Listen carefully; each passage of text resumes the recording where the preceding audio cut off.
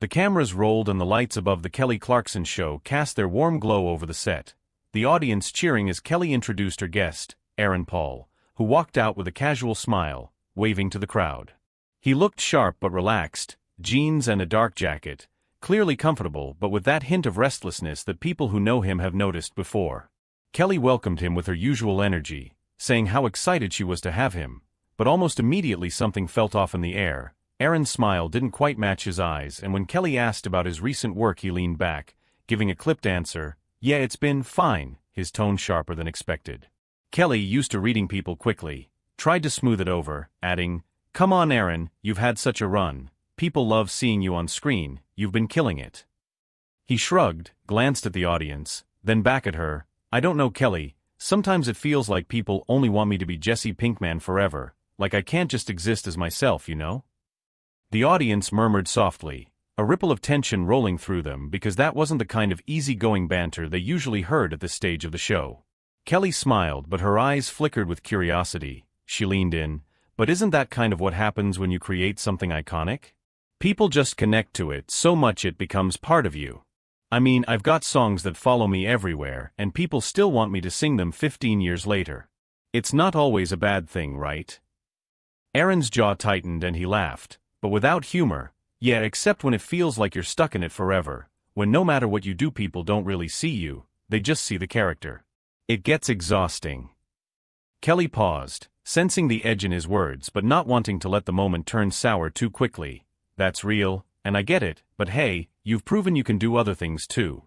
You've been in Westworld, you've produced films, people respect that." Aaron's face softened for a moment, but then he muttered under his breath, "Respect is a funny word," before straightening up.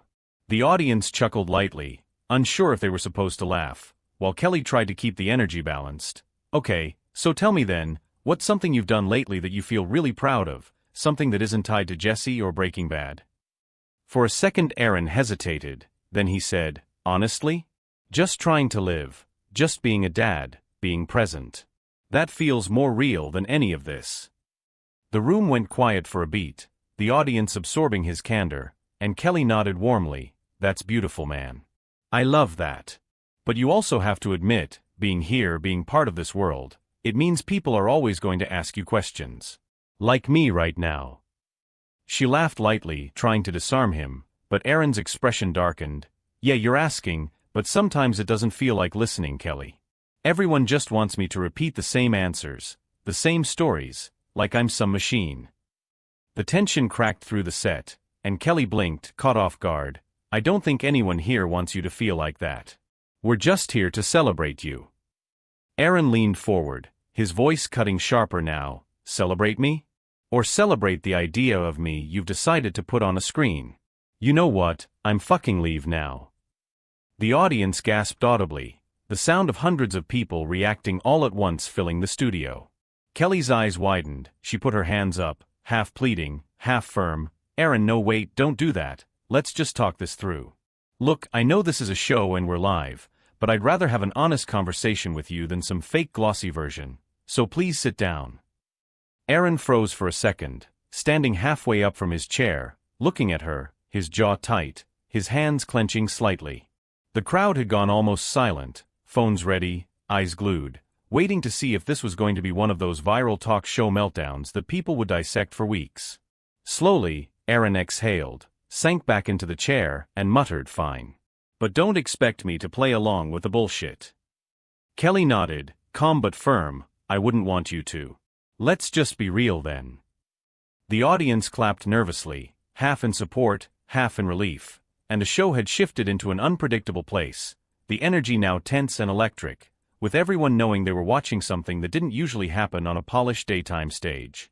Aaron leaned back in the chair, his body language stiff but his eyes darting around the studio as if measuring how much longer he could put up with it, and Kelly, sensing the fragility of the moment, leaned in with that careful tone she uses when she wants to de-escalate without losing the rhythm of the show. "Okay, so you don't want the glossy version, you don't want the rehearsed thing, let's strip it down, let's just talk like people. No cameras, no audience, just us, even though I know we can't escape the fact that we're live." She gave a small chuckle to lighten it, and Aaron smirked but shook his head. "You say that, but this is your world, not mine. You're used to smiling through everything, making it all easy to digest. I can't do that, not today." His voice cracked slightly at the end and the audience went quiet again, almost holding its breath. Kelly nodded and let the silence linger before speaking softly. "Maybe I am used to putting a bow on everything, but that doesn't mean I don't go home and feel the weight too. I've been through a divorce. I've had days where I didn't want to sing another note, but I do it because people are watching, and sometimes because it's the only way I know how to survive. So trust me when I say I'm not asking you to fake anything, I'm asking you to share it." Aaron rubbed his hand over his face and let out a sigh. "Yeah, but sharing usually means giving people what they want to hear, not what I actually feel, because the truth is messy. It doesn't fit in neat talk show segments." Kelly leaned forward. "Then give them the messy. Give them something real. I'd rather have one moment of raw honesty than 100 polished sound bites." The audience clapped, subdued but supportive, as if encouraging him to take the risk, and Aaron looked at her with an almost pained smile. "You really want me to? Because the truth is I feel like I've been losing myself. Every interview, every red carpet, every fan encounter chips away at who I really am, and I don't even know if the people cheering for me even like me or if they just like the ghost of Jesse Pinkman." His voice trembled slightly and Kelly softened her gaze. "I think they like you, Aaron, because you gave life to something that mattered. You made people feel less alone. And that's not nothing. But I also know what it feels like when your identity is swallowed by one chapter of your life. When people can't imagine you being anything else, it's suffocating." Aaron looked down, fiddling with his hands. "It is suffocating, Kelly, and I don't know how to breathe in it anymore." And for a moment the show didn't feel like a show, it felt like two people sitting in front of each other, one unraveling, the other trying to catch the threads. Kelly kept her voice steady. "Maybe breathing doesn't mean rejecting it. Maybe it means finding space inside it, because you're not just Jesse, you're Aaron, you're a dad, a husband, a human being who built that character and walked away from it too, and both things can be true." Aaron gave a small laugh. "You sound like my therapist," Kelly chuckled. "Well, I do like to double as one." The audience laughed, easing the tension for a moment, and Aaron finally exhaled. "You know, it's funny. I came here thinking it would be the same usual questions, and I told myself I wouldn't take it that. I'd just walk out if it got too fake, and I almost did. But maybe I needed to just say it out loud, that I'm tired, that I don't always want to play the game." Kelly reached out, resting her hand gently on the armrest near his. "And you just did. And look, the roof didn't collapse. People are still here, they're still listening, because maybe they want you, not the game." The audience applauded warmly this time, the clapping carrying a sense of relief, and Aaron smiled faintly. "Maybe you're right. Maybe I underestimated people." Kelly tilted her head. "Or maybe you underestimated yourself." He paused, reflecting on that, and for a moment the anger drained from his shoulders, the rawness still there but no longer boiling over. "I guess I did. I guess I just wanted to be seen for more than a catchphrase, more than yeah bitch memes, and maybe I should give people a chance to see that." Kelly grinned. "Exactly. Because if we're being honest, the reason people connected to Jesse wasn't just the writing, it was you. You put the vulnerability, the pain, the humanity in it, and that didn't come from the script, it came from Aaron Paul." The audience clapped louder, sensing the breakthrough, and Aaron chuckled, shaking his head. "You're good at this, Kelly, you disarm people." She laughed. "Well, I've had practice. You should have seen me wrangling my kids this morning. This is nothing." Aaron laughed genuinely this time, loosening up. "Fair enough." But then his expression turned serious again. "But I wasn't lying when I said I almost walked out. I was seconds away from it, and I don't know if it was stubbornness or exhaustion, but I really meant it." Kelly nodded slowly. "I know you did. And that's why I wanted you to stay, because walking out would have been the easy thing, but staying here and telling the truth, that's the hard thing, and you did it." Aaron gave her a grateful look, one that carried both apology and acknowledgement. "Thanks, Kelly. I don't always do well in these settings, but maybe I needed this." Kelly smiled warmly. "I think we both did." The audience clapped again, and though the tension had eased, there was still a hum of unpredictability in the room, a sense that this wasn't going to be just another segment. And both of them seemed to know it as they shifted toward the next part of the show, holding on to the fragile balance they had just built. The tension had softened, but the air still carried the charged energy that comes when something real has slipped through the polished surface of daytime TV.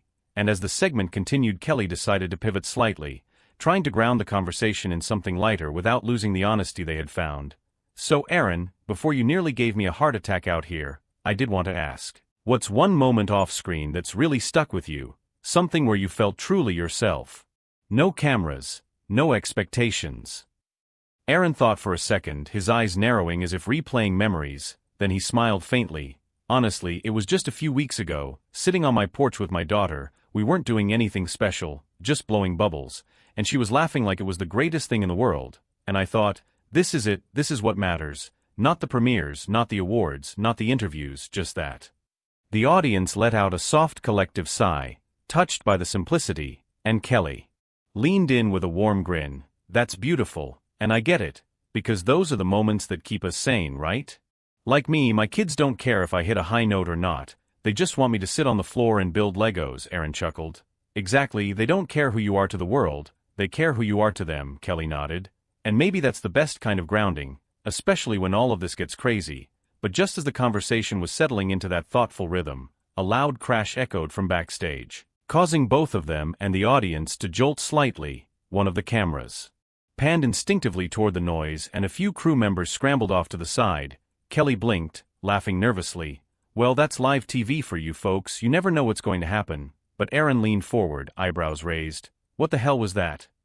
And from offstage someone shouted that a lighting rig had been knocked over. No one was hurt, but it caused a commotion, the audience buzzing, phones in the air again. And Kelly clapped her hands. All right, let's keep the focus. Here everyone's okay, but the moment had shifted again, the unpredictability of the day coming back to the surface. Aaron smirked. See, this is what I mean, nothing ever stays neat, something always crashes down. Kelly grinned back. Yeah, but that's kind of life, right? It crashes, then we pick it up and keep going, the crowd clapped, appreciating her resilience, and Aaron nodded slowly. Maybe that's the lesson of today, I didn't walk out, you didn't let me. And now we're sitting here after all the chaos, still talking, Kelly beamed. Exactly. And you know what? I think people at home are going to remember this conversation more than any polished Q&A, because it wasn't safe. It was real, Aaron looked at her, a small but genuine smile breaking through. I think you're right, and I'm glad I didn't walk, even if I swore I was going to. The audience erupted in applause, sensing the catharsis, and Kelly turned to the crowd. Give it up for Aaron Paul, everyone, for being honest, for being real, and for sticking with us. The cheers filled the room, and Aaron gave a small wave, his earlier anger now replaced by a quiet gratitude. The day's drama cemented as one of those rare moments where daytime TV peeled back the curtain and let something raw and human play out, ending not with a staged punchline but with a fragile, genuine connection that nobody in the studio would forget.